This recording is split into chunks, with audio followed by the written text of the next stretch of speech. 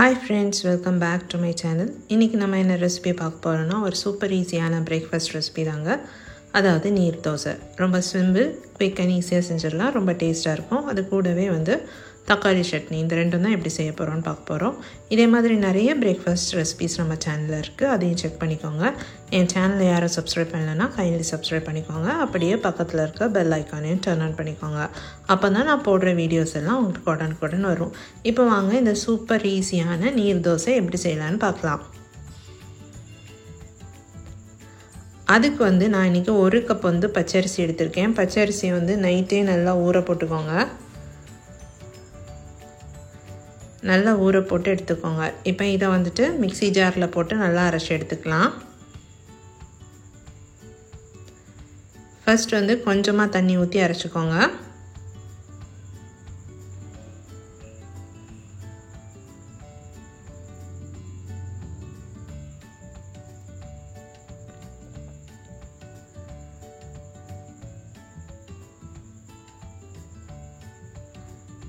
இது கூடவே 1/2 கப் தேங்காயும் சேர்த்து இந்த மாதிரி நல்லா அரைச்சி எடுத்துக்கோங்க.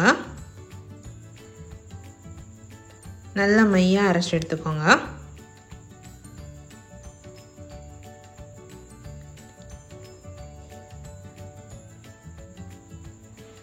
இப்போ இதை ஒரு பாத்திரத்தில் ட்ரான்ஸ்ஃபர் பண்ணிவிட்டு இது கூட எக்ஸ்ட்ரா தண்ணி ஆட் பண்ணிக்கோங்க. கொஞ்சம் வாட்டரியாக தான் இருக்கணும். அதாவது இந்த மாதிரி இருக்கணும். ஸ்பூன் பேக்கில் பார்த்தீங்கன்னா இந்த மாதிரி இருக்கணும். ஸோ இந்த அளவுக்கு தண்ணி ஆட் பண்ணிக்கோங்க.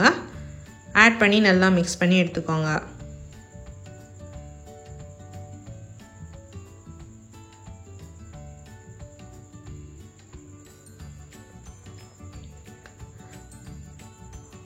கொஞ்சமாக உப்பு சேர்த்து மிக்ஸ் பண்ணிக்கோங்க. மிக்ஸ் பண்ணிவிட்டு இப்போ தவாவில் ஆயில் அப்ளை பண்ணிவிட்டு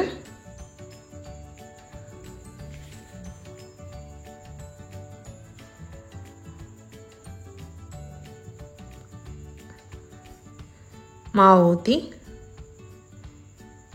எடுத்துக்கோங்க. தின்னாக ஊற்றணும். ஸோ அதனால தான் மாவு வாட்டரியாக இருக்கணும். ரொம்ப திக்காக இருக்கக்கூடாது. இந்த மாதிரி தின்னாக இருந்துச்சுன்னா நமக்கு ஈஸியாக ஸ்ப்ரெட் ஆகி வரும். மாற்றி போடணுன்னு அவசியம் கிடையாது. ஸோ ஒரு சைடே இந்த மாதிரி குக் ஆகும். குக் ஆனோன்னா சைட்ஸ் விட்டு வரும். அப்போ நம்ம அதை எடுத்துக்கலாம்.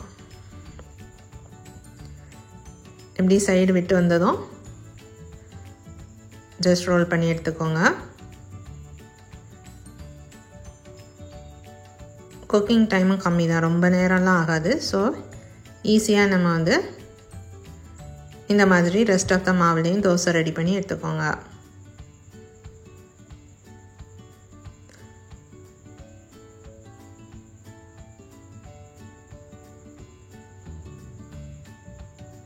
இப்போ நம்ம சட்னி செஞ்சிடலாம். அதுக்கு கடாயில்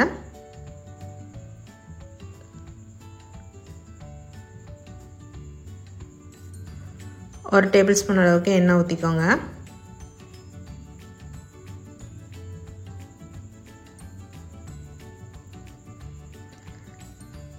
எண்ணெய் காஞ்சதும் அது 1 டேபிள் ஸ்பூன் அளவுக்கு உளுத்தம்பருப்பு சேர்த்துக்கோங்க. அது நல்லா கோல்டன் ப்ரௌன் கலர் அளவுக்கு வறுத்துக்கோங்க.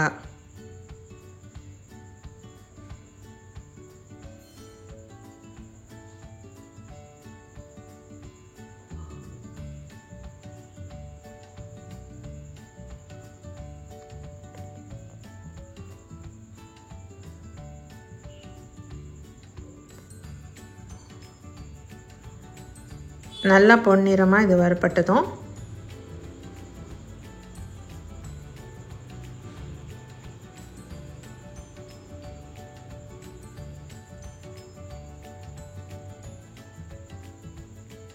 அது கூடவே கருவேப்பிலை சேர்த்துக்கோங்க.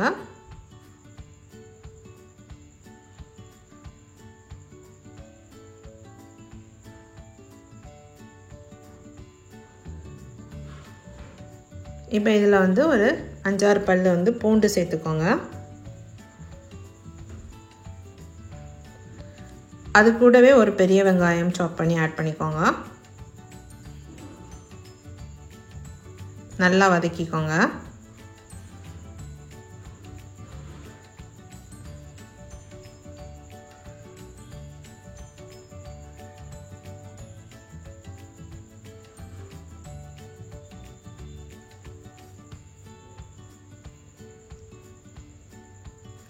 இதில் இப்போ ஒரு பெரிய தக்காளியும் சாப் பண்ணி ஆட் பண்ணிக்கோங்க. ஆட் பண்ணி எல்லாத்தையும் நல்லா வதக்கிக்கோங்க.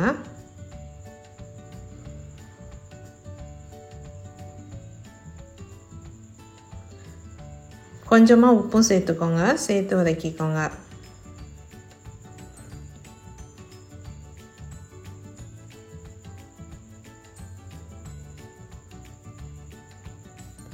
உப்பு சேர்த்து நல்லா வதக்கிக்கோங்க.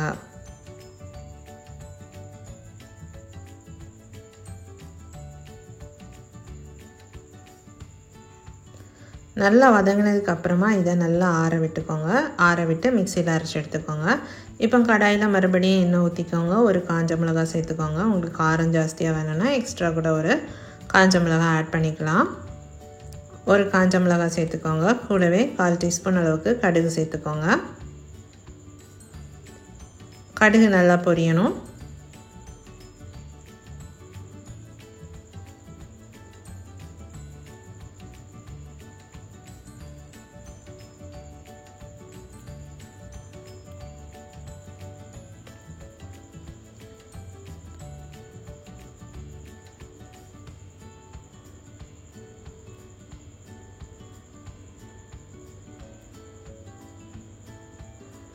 கடுகு பொரிஞ்சதும் கருவேப்பிலை சேர்த்துக்கோங்க. சேர்த்துட்டு நம்ம அரைச்சி வச்சதை ஆட் பண்ணிக்கோங்க. சூப்பரான டொமேட்டோ சட்னியும் ரெடி. இது சூப்பர் காம்பினேஷன். கண்டிப்பாக ட்ரை பண்ணி பாருங்கள். சூப்பர் ஈஸியான பிரேக்ஃபாஸ்ட் ரெடி. கண்டிப்பாக நீங்களும் உங்கள் வீட்டில் ட்ரை பண்ணி பாருங்கள். குவிக் அண்ட் ஈஸியாக செஞ்சிடலாம். ஸோ கண்டிப்பாக ட்ரை பண்ணி பாருங்கள். இதே மாதிரி நிறைய ஈஸியான பிரேக்ஃபாஸ்ட் ரெசிபீஸ், கறி ரெசிபீஸ் எல்லாமே நம்ம சேனலில் இருக்குது. அதையும் செக் பண்ணிக்கோங்க. என் வீடியோஸ் பிடிச்சிருந்துச்சுன்னா மறக்காமல் சேனலை சப்ஸ்கிரைப் பண்ணுங்கள், லைக் பண்ணுங்கள், ஷேர் பண்ணுங்கள். தேங்க்யூ.